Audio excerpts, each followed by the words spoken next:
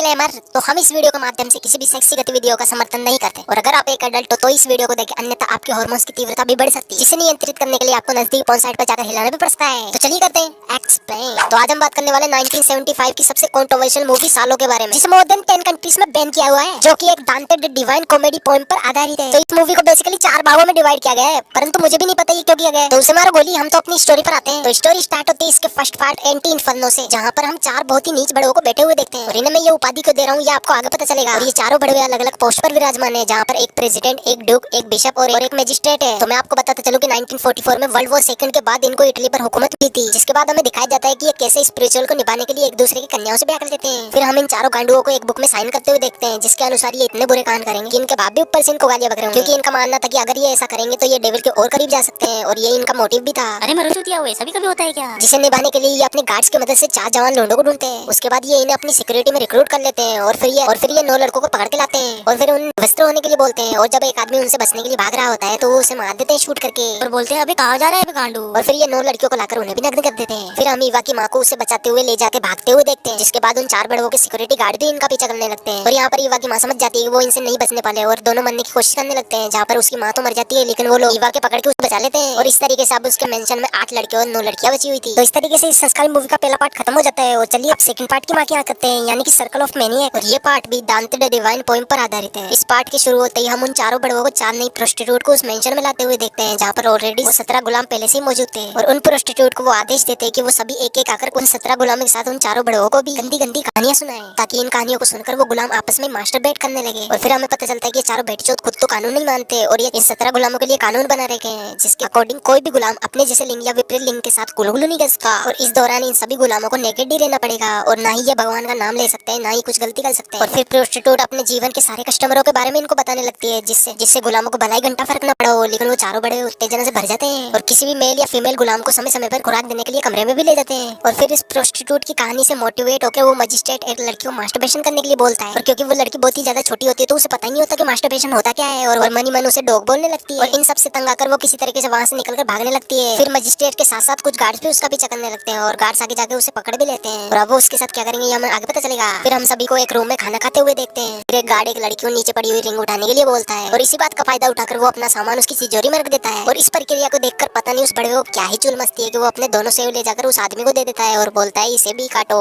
यानी कि समझ रहे हो ना, ये ऐसे वैसे दरिंदे हैं जिनको कोई भी चलेगा, भले वो मेल हो या फीमेल हो। इसके बाद वो चारों प्रोस्टिट्यूट उन चारों बड़ों से कहती है कि इन्हें मास्टरबेट करने की प्रक्रिया हमें सिखानी ही होगी, क्योंकि हम तो पैदाइशी टीचर हैं। और फिर वो एक डमी लेकर आकर फीमेल गुलामों को उनका हिलाने के लिए बोलती है। और फिर हम उसी लड़की को देखते हैं जिसे मजिस्ट्रेट ने मास्टरबेट करने के लिए बोला था, और उसके भाग जाने के बाद गार्ड्स ने उसे पकड़ लिया था। और फिर हम उस लड़की की डेड बॉडी को देखते हैं जिसे उन लोगों ने गला काट कर मार दिया था। और वो सभी गुलामों को वार्निंग भी देते हैं कि अगर किसी ने भी यहाँ से भागने की कोशिश की तो उसका भी असर यही होगा। और फिर हम मजिस्ट्रेट को देखते हैं जो कि अपने कूलों को चेयर पे से उठा लेता है और बोलता है कि अब हमें इसमें से एक मेल और फीमेल को चूज करके उनका ब्याह कराना चाहिए। फिर वो इन दोनों का शुभ मंगल विवाह कर देते हैं और उसके बाद उन दोनों को आपस में गुलगुलू करने के लिए एक रूम में छोड़ देते हैं। और जब वो दोनों इस बात को मानकर गुलगुल करने लगते हैं तो पीछे से तो उन 4 बड़ों में से 2 बड़ों से रहा नहीं जाता और वो वहाँ पर आकर उन दोनों को रोक देते हैं। ये तो बड़ी बात हो गई, हाथ आया पर सामान न लगाया। फिर उसके बाद ये दोनों बड़वो उन दोनों के साथ इस क्रिया को संपन्न करने लगते हैं। उसके बाद ये चारों बड़वो उन फीमेल्स गुलामों को डॉग की तरह ट्रीट करने लग जाते हैं, डॉग की तरह खाना खिलाते हैं। और जब एक लड़की नहीं खाती तो उसके खाने में कील मिलाकर उसे खिला देते हैं, जिसकी वजह से उसके मुंह में से भी ब्लड आने लग जाता है। अब हम करते हैं इसके थर्ड पार्ट को एक्सप्लेन, जिसका नाम था सर्कल ऑफ शेड। तो ये वाला पार्ट काफी ज्यादा डिस्गस्टिंग हो सकता है और अगर आप कमजोर दिल वाले हो तो आप इस पार्ट को स्किप कर सकते हो, लेकिन मैं आपको रिकमेंड करूंगा कि आप इस वीडियो को पूरा वॉच करें। तो दोस्तों अब थर्ड पार्ट स्टार्ट होता है, जहाँ पर सिग्नोरा मैगी नाम की सेकंड प्रोस्टिट्यूट आती है और अब वो अपने बारे में सभी को बताने लगती है। वो बताती है कि एक बार उसे अपनी माँ को ही मानना पड़ा था, जिस पर मजिस्ट्रेट बड़वा अपनी अपाइज बुद्धि से बोलने लगता है कि सैक्रिफाइस तो देना ही पड़ता है, इवन लोग बेवकूफ है जो कि माँ को ही सब कुछ अपना मानते हैं। फिर ईवा जिसकी माँ ने मूवी के स्टार्टिंग में अपनी जान का सैक्रिफाइस करके उसको बचाने की कोशिश की थी, अपनी मोम को याद करके रोने लगती है, जिस पर मजिस्ट्रेट काफी ज्यादा गुस्सा हो जाता है और अब ईवा भगवान का नाम भी लेने लग जाती है, जो कि उन बड़ों की नजरों में एक बहुत ही बड़ा पाप। और अब गुस्साया मजिस्ट्रेट अपना पजामा खोल के वहीं पर सबके सामने शीट कर देता है और अब वो ईवा को उसे खाने के लिए बोलता है और मजबूरन ईवा को ये डिस्गस्टिंग चीज करनी ही पड़ती है। और इस सीन को देखकर मुझे भी दीपक कलाल की एक लाइन याद आ जाती है,